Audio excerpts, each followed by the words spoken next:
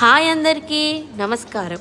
ఈరోజు మనం కిచెన్లో super tasty combo chicken fry and bagara rice simple స్టెప్స్లో చాలా టేస్టీగా ఎలా చేసుకోవాలో ఇప్పుడు చూద్దాం.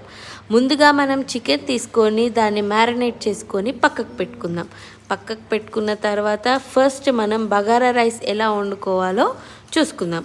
ముందుగా మనం ఏం చేయాలి అంటే స్టవ్ మీద ఒక గిన్నె పెట్టుకొని గిన్నెలో ఆయిల్ యాడ్ చేసుకుందాం. ఆయిల్ హీట్ అవ్వగానే ఫ్రాగ్రెన్స్ ఇచ్చే మసాలాని యాడ్ చేద్దాం. స్లో ఫ్లేమ్లో ఫ్రై చేద్దాం. అరోమా వస్తుంది కదా.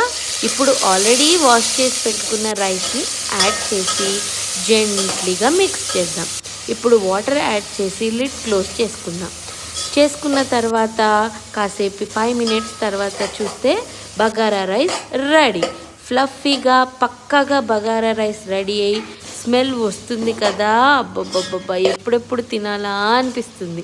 ఇప్పుడు మనం తర్వాత ఏం చేద్దామంటే నెక్స్ట్ స్టవ్ మీద కడాయి పెట్టుకొని ఆయిల్ హీట్ చేసుకుందాం. ఆయిల్ హీట్ అవ్వగానే ఏం చేద్దాం, మ్యారినేట్ చేసిన చికెన్ని యాడ్ చేద్దాం. హై ఫ్లేమ్లో 3 మినిట్స్ ఫ్రై చేసి తర్వాత మీడియం ఫ్లేమ్కి తగ్గించి స్లోగా కుక్ చేద్దాం. చికెన్లో ఆయిల్ రిలీజ్ అయ్యాక కొంచెం మసాలా స్ప్రింకిల్ చేసి టాస్ చేద్దాం. కలర్ చేంజ్ అవ్వగానే టెక్స్చర్ క్రిస్పీగా అయింది. ఆ సిజిలింగ్ సౌండ్ వింటుంటే అబ్బా మా హస్బెండ్ ఎప్పుడెప్పుడు తినాలా అని అంటున్నాడు. లాస్ట్లో కొంచెం కొరియాండర్ లీవ్స్ యాడ్ చేస్తే అరోమా ఫుల్ కిచెన్ని ఫిల్ చేస్తుంది. ఈ విధంగా మనం బగారా రైస్ చికెన్ని వండుకోవాలి. అందరికీ టేస్ట్ నచ్చుతుందని అనుకుంటున్నాను. మీరు కూడా నాలాగా బగారా రైస్ చికెన్ని ఇంట్లో ట్రై చేస్తారని, ట్రై చేసిన తర్వాత టేస్ట్ని నాకు కామెంట్లో చెప్తారని నేను అనుకుంటున్నాను.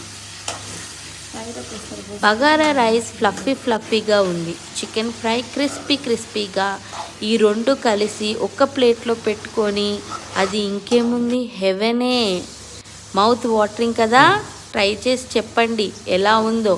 నేను టేస్ట్ చేస్తుంటే కెమెరా పక్కన నుంచి స్మెల్ వస్తుంది. మీరు కూడా ట్రై చేసి కామెంట్లో షేర్ చేయండి. మా ఛానల్ని లైక్, షేర్ అండ్ సబ్స్క్రైబ్ చేయడం మర్చిపోకండి. Thank you.